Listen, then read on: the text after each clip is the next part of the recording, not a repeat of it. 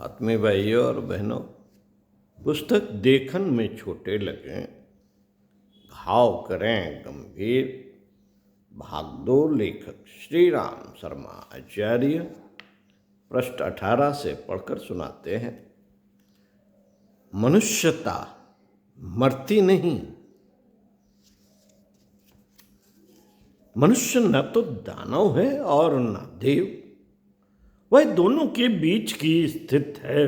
मनुष्य यदि अच्छी दिशा में चल पड़ता है तो उसका देवत्व विकसित होने लगता है, और यदि वह गलत राह पर चल पड़ता है तो वह प्रतिदिन दानव बनता चला जाता है। ऐसी स्थिति में उसकी मनुष्यता पर आवरण भले ही पड़ जाए, ऐसी स्थिति में उसकी मनुष्यता पर आवरण भले ही पड़ जाए पर वह मरती नहीं और समय पाकर पुनः उसे देवत्व के मार्ग पर, मानवता के सही पथ पर घसीट लाती है। वाल्मीकि, आंगुलमाल, ऐसे कितने ही उदाहरण इतिहास के पृष्ठों में भरे पड़े हैं जब मनुष्य ने खोए देवत्व को जगाया है। ऐसी ही एक घटना नेपोलियन के शासनकाल में भी घटित हुई। फ्रांस की राज्य क्रांति के बाद पेरिस अपराधियों का गढ़ सा बन गया था। क्रांति के समय वहाँ जाने कहाँ से अपराधियाँ इकट्ठे हुए थे। अपराध की घटनाएं दिन पर दिन बढ़ रही थीं, किंतु अपराधी पकड़ में नहीं आ रहे थे। पुलिस प्रधान हेनरी परेशान था। पकड़े जाने पर भी सबूत के अभाव में अपराधियों को छोड़ देना पड़ता था। नागरिकों के एक शिष्टमंडल ने हेनरी से मुलाकात की और पुलिस की असफलता पर उन्होंने बड़ी खींच प्रकट की। साथ ही इस प्रकार बढ़ते अपराध को रोकने के लिए कोई अच्छा सा तरीका काम में लेने की राय दी। हेनरी बड़ी देर तक विचार मग्न रहे। फिर उन्हें जैसे समस्या का कोई समाधान मिल गया हो, उन्होंने अपने सहकारी को बुलाया और पूछा, इस समय पेरिस का सबसे बड़ा अपराधी कौन है? उत्तर मिला, मेडोक। उसके विरुद्ध क्या आरोप हैं? चोरी के माल की खरीद, जाल फरेब, नकली मुद्रा चलाना और क्या क्या कुकर्म है जिनमें वह माहिर नहीं। उसे बुलाया जाए। हेनरी मनुष्य की सहज संचनता के विश्वासी थे। वे सोचने लगे, मनुष्य की प्रतिभा और योग्यता यदि गलत दिशा में प्रयुक्त होने लग जाए तो वह कहर ढा देती है। यदि उसे सही दिशा में मोड़ दिया जाए तो वही समाज के लिए उपयोगी सिद्ध हो सकता है। शायद मेडोक के साथ भी यह संभव हो सके। प्रयास करने में क्या हर्ज है? उधर मेडोक भी अपने इस समाज विरोधी कर्मों को करते करते और आत्म प्रताड़ना सहते बेजार हो चला था। वह एक सज्जन व्यक्ति की तरह जीवन यापन करने की सोचता था, किंतु उसे राह दिखाई नहीं पड़ती थी।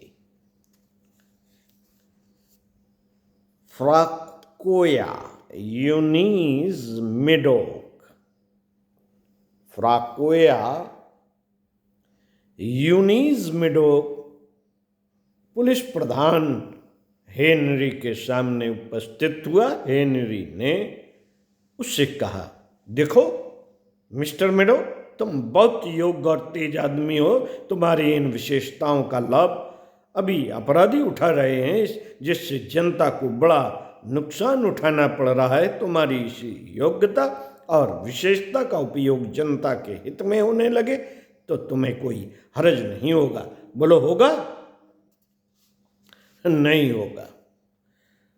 तो हमें तुम्हारी आवश्यकता है अपराधियों को रोकने के लिए। यह समझ लो कि मेरे ऊपर जो उत्तरदायित्व है वह तुम्हारा ही है। ऐसी स्थिति में तुम क्या करोगे?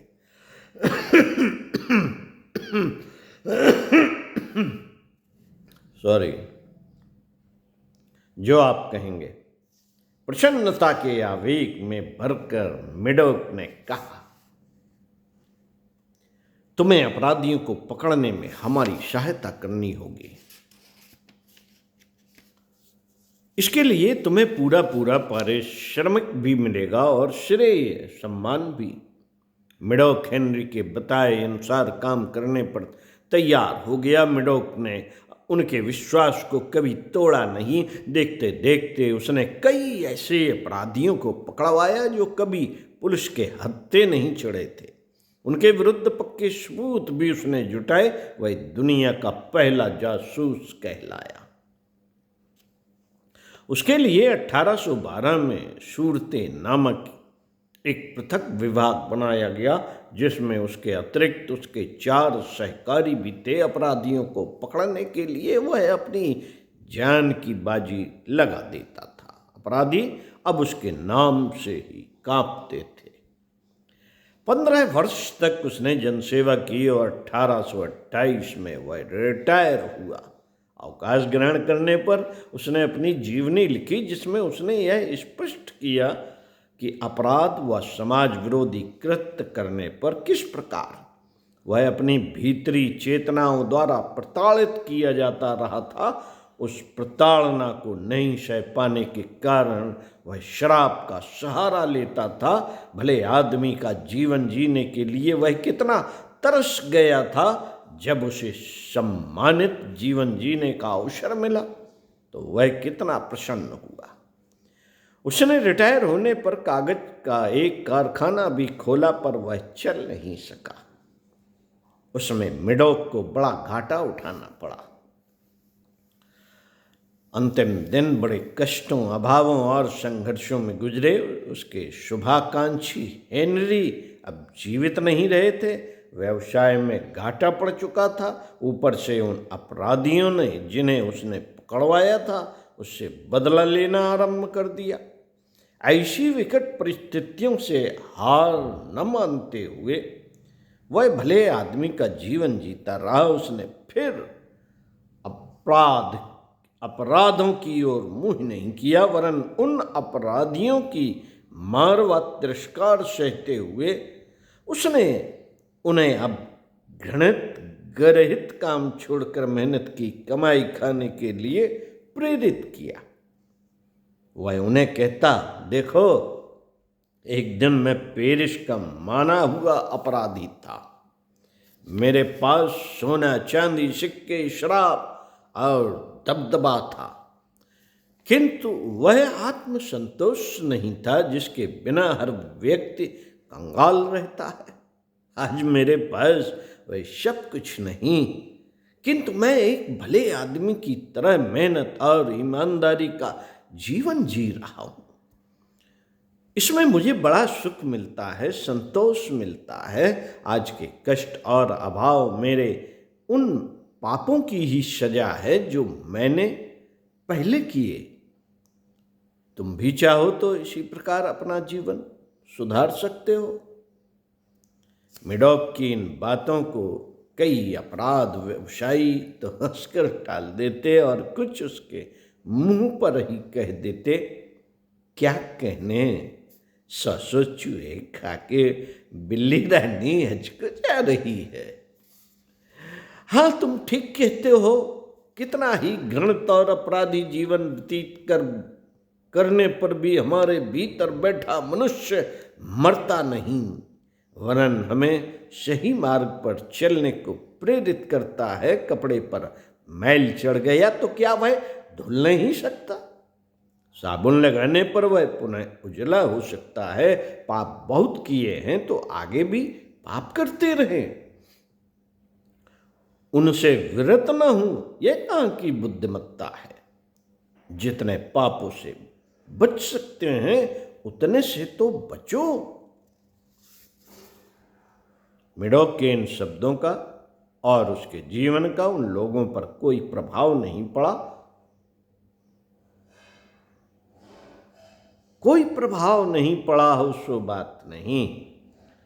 वे भी सोचते निश्चित रूप से मेडोक ने वह कुछ पाया है जो हमें उपलब्ध नहीं है, फलस्वरूप हम अजाना सा अनुभव करते हैं। अपराध करते समय भीतर से एक आवाज सी उठती है, मना करती सी, और वे लोग भी अपराध छोड़कर मेहनत की रुखी रोटी खाने की सोचने लगते। जिनकी आत्मा पर अभी अधिक कालमा नहीं चढ़ी थी, वे लोग उस सोचने को कार्य रूप में परिणत भी कर सके। इस प्रकार मेडोक का अपना जीवन ही नहीं सुधरा, और भी कई अपराधी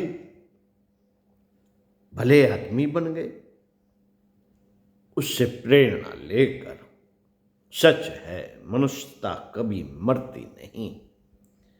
जिन्होंने न वो जीवन की आशा ही छोड़ दी हो, उन्हें यह उदाहरण नया बल प्रदान करेगा। पंडित श्री राम शर्माचार्य।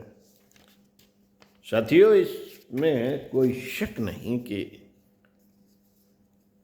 हम कुछ भी गलत करते हैं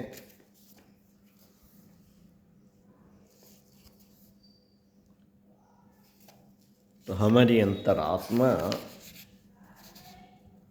हमें झंझोड़ती है, कहती है भीतर से, न ये गलत काम है, इसे नहीं करना है। लेकिन आदतों के वशीभूत हम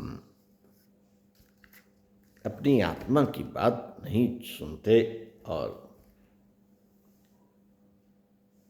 उसे कर डालते हैं। ये बलात् काम जो हमारे शरीर के द्वारा होता है, अंतरात्मा के द्वारा नहीं। आत्मा तो सदैव निर्मल है। चित्त जनित विकारों को गायत्री महाविज्ञान में बताया गया है कि चित्त में प्रारब्ध जनित जो हमने कर्म किए हैं, मौका मिलने पर, अनुकूल वातावरण होने पर, वो हमसे जबरन करा लेता है। हमारा शरीर जबरन कर बैठता है और अंतरा आत्मा की आवाज को भी नहीं सुनता। तो साथियों, मिलते हैं अगले वीडियो में। देखन में छोटे लगें, घाव करें गंभीर, किसी और कहानी के साथ।